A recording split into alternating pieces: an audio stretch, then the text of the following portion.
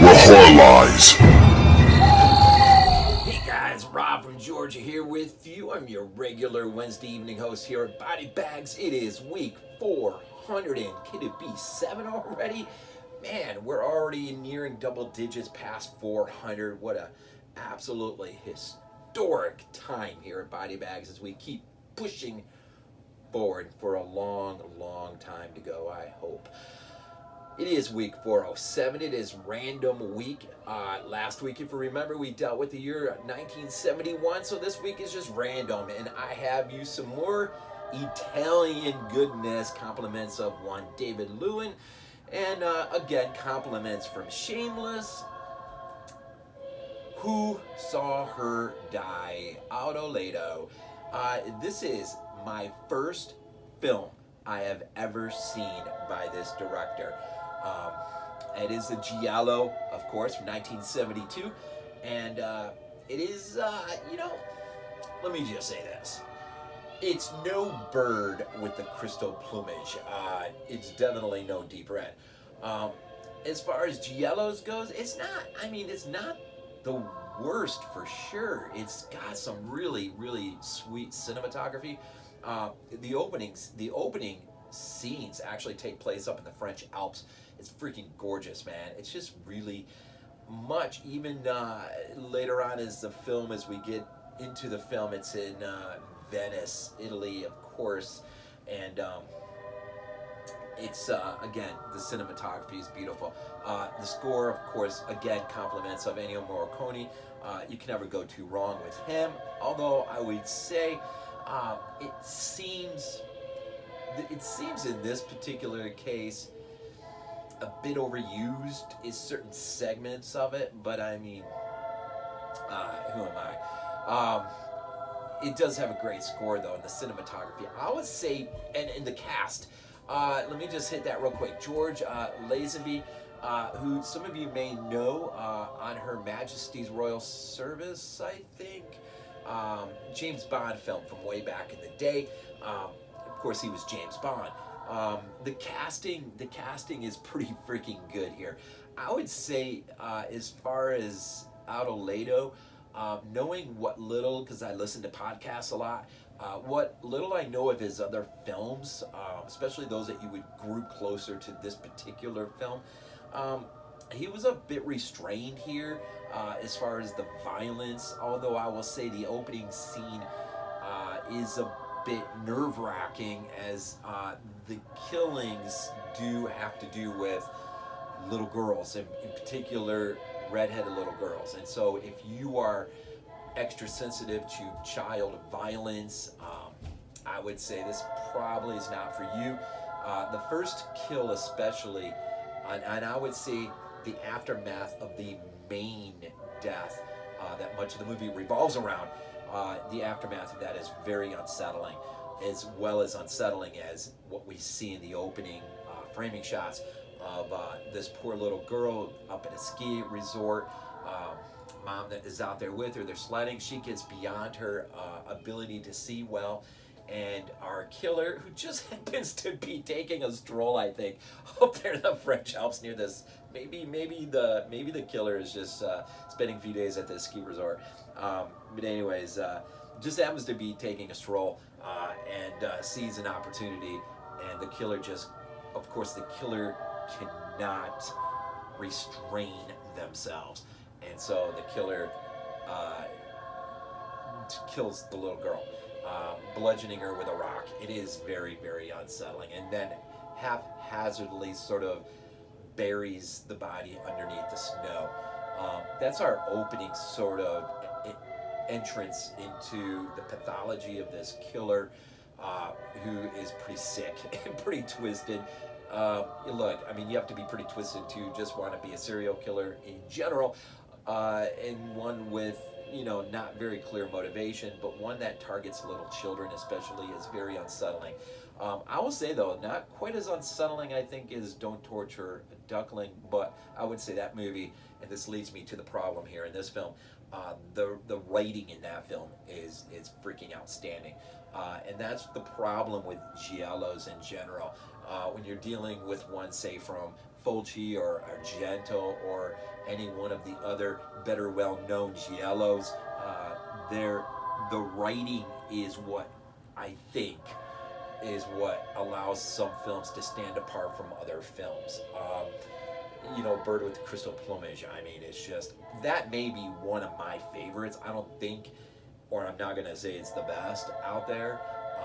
I know a lot of people would jump on Deep Red real fast. I have no arguments there. That movie is freaking outstanding. I think The Bird is one of the first ones that I ever saw. And so it really made an indelible mark on me. But as I start to wade deeper into the giallo genre, of course you're going to start seeing those that sort of fall to the more of the backside a little bit than those who are, those that are right up at front and center. And then this one doesn't far too far behind. I think its weakest part is the writing. Some of the things just seem way too convenient. When I mentioned this a little bit in the beginning, where the killer happens to be just seems way too convenient. A lot of it, I think, is just this idea maybe of just getting right to it and move with it, and it doesn't work that well. I love it when movies can just take their time and allow you to sort of just take your time with it and let things settle the way they may. This seems a bit rushed, and I would say even the reveal, well, there's definitely some subtext going on in here. It's interesting, I'll say this. Basically, real quick here, you have an estranged husband and wife. The wife is in London and the husband is in Venice. The daughter leaves mom to come down with dad, who, because he's carrying on a relationship with another person, he happens to be with her, thinking his daughter is safe and sound, playing with other kids down in the courtyard down below. Unfortunately, the moral of this story is you never let your children alone. And where we see from the killer's perspective, the killer has been trailing this particular little girl for a little bit now, and opportunity finally has come, and the killer pounces. And I would say when Franco is the father, and Elizabeth is the mom, Roberta is the little girl, who I should say is uncredited, I think, in Bay of Blood, Buried Blood, and Deep Red, maybe? So the little girl's been around a little bit. Demons too, much older, I think. And by the time Franco wises up to the idea that his little girl is missing, it is too late. It is a bit stomach turning, watching him look for her, and of course, and that's the other thing, when the little girl is found, we're very quickly rushed into the funeral, and the funeral seems to be very void of any emotion, which is sort of weird. And then we're on to the story, and as a result of the police not sort of dragging their feet, not being able to get anywhere for various reasons that you find out by the end of the filming part, I think, if you think about it, him and his wife, the good part of this story is that him and his wife seem to be, their differences are bridged by the death of their daughter. So you don't really have an instance where mom holds this against him per se, although it really is his fault for being a bit neglectful. They do seem to be bridging some of their differences, and we do see them by the end of the film going off into the horizon, as they say. So, but the movie just seems pretty quick, pretty fast, a little too fast, and I think the writing is the weakest part of this entire film. But that notwithstanding, it's definitely worthwhile checking out, if not for anything more than to check out a veteran James Bond in a giallo, which I think he's the only one to ever do this, which is pretty freaking outstanding. And I mean, you gotta love Ennio Morricone's score, and it was pretty cool to check out. I would probably dare say not Aldo Lado's best film in his filmography. I'm just saying that because I assume, based on this, and I know I've heard his name a lot, he's probably got other films that are a bit step above this, but I mean, it is interesting. It's got a good story. It's got a good foundation for something really special. And unfortunately, I think it suffers from the writing is the big thing. And the violence is really restrained as well. The kills are less than spectacular, although you do get a great dummy death towards the end. But another release from Shameless, another giallo, that I can have seen now, and yeah. So I'm not sure what else to say about this. Definitely is worth checking out. If you've never seen it, if you're one for giallos, and if you've never seen an Adolfo film, I did appreciate just being able to see it.